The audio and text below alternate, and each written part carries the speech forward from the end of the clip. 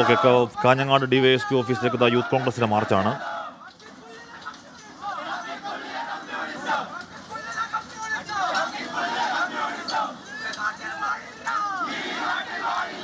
ഏതാണ്ട് സംഘർഷത്തിലെ കാര്യങ്ങൾ പോകുന്നു. പോലീസ് ബാരിക്കേഡ് തടയുന്നുണ്ട്. ബാരിക്കേഡ് മറിച്ചിടാൻ ശ്രമിക്കുന്നു കോൺഗ്രസ് പ്രവർത്തകർ.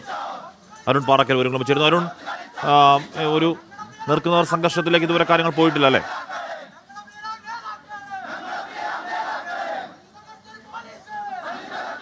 ഹാഷ്മി, യൂത്ത് കോൺഗ്രസ് പ്രവർത്തകർ ഇപ്പോഴാണ് ഇവിടേക്ക് എത്തിയത്. കാഞ്ഞങ്ങാട് ഡിവൈഎസ്പി ഓഫീസിലേക്കാണ് മാർച്ച് നടത്തുന്നത്. പ്രധാനമായും ഇന്നലെ ഈ മൻസൂർ ആശുപത്രിയിലേക്ക് യൂത്ത് കോൺഗ്രസിൻ്റെയും അതുപോലെ തന്നെ KSUവിൻ്റെയും ഒക്കെ പ്രതിഷേധമുണ്ടായിരുന്നു. ആ പ്രതിഷേധക്കാരെ പോലീസ് മർദ്ദിച്ചു എന്നാണ് പറയുന്നത്.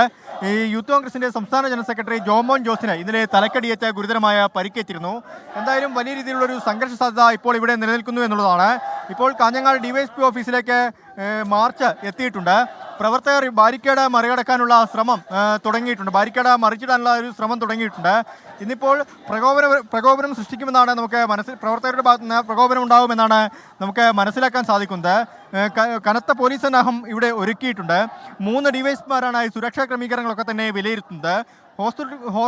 Hosdurg DYSP Babu Peringoth, Bekal DYSP, crime branch DYSP Uttam Das എന്നിവരാണ് ഈ സുരക്ഷാ ക്രമീകരണങ്ങൾ വിലയിരുത്തുന്നത്. പ്രതിഷേധം ശക്തമാകുമെന്ന് നമുക്ക് മനസ്സിലാക്കാൻ സാധിക്കുന്നുണ്ട്. ഇപ്പോൾ ഈ ബാരിക്കേഡ് മറിച്ചിടാനുള്ള ഒരു ശ്രമം യൂത്ത് കോൺഗ്രസ് പ്രവർത്തകർ ആരംഭിച്ചിട്ടുണ്ട്. പക്ഷേ ഇതുവരെയും സംഘർഷ സാധ്യതയിലേക്ക് പോയിട്ടില്ല. പോലീസ് പ്രകോപനം സൃഷ്ടിക്കേണ്ട എന്നൊരു നിലപാടാണ് ഇന്നിപ്പോൾ സ്വീകരിച്ചിരിക്കുന്നത്.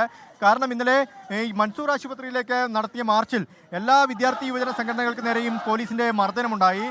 ആശുപത്രി ഗേറ്റ് മറികടക്കാൻ ശ്രമിച്ച, ആശുപത്രിക്കുള്ളിലേക്ക് കടക്കാൻ ശ്രമിച്ച മുഴുവൻ സംഘടനാ പ്രവർത്തകരെയും, അതായത് ഇന്നലെ SFIയുടെയും DYFIയുടെയും അതുപോലെ തന്നെ KSU, യൂത്ത് കോൺഗ്രസ്, ABVP തുടങ്ങിയ സംഘടനകളുടെ ഒക്കെ തന്നെ പ്രതിഷേധമുണ്ടായിരുന്നു.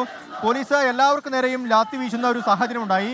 ഇന്നിപ്പോൾ ഈ ഒരു പ്രതിഷേധങ്ങൾക്ക് നേരെ പ്രകോപനം സൃഷ്ടിക്കേണ്ട എന്നൊരു നിലപാടിലേക്ക് പോലീസ് എത്തിയിട്ടുണ്ട്. പക്ഷേ പോലീസുകാർക്ക് ആർക്കെങ്കിലും പരിക്കേറ്റ് കഴിഞ്ഞാൽ അത് വലിയ രീതിയിൽ ഈ പ്രതിഷേധക്കാരെ നേരിടുമെന്നും പോലീസ് അറിയിച്ചിട്ടുണ്ട്.